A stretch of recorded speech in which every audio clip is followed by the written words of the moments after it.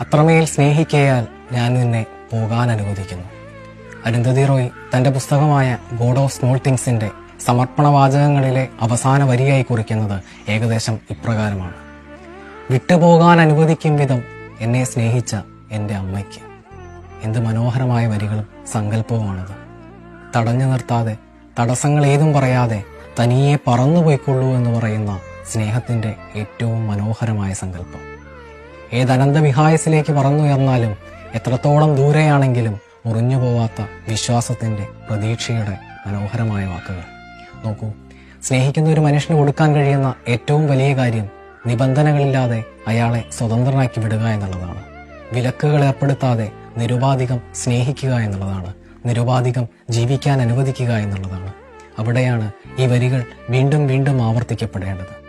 വിട്ടുപോകാൻ അനുവദിക്കും വിധം വിശാലാർത്ഥത്തിൽ സ്നേഹിക്കുക, സ്നേഹിക്കപ്പെടുക.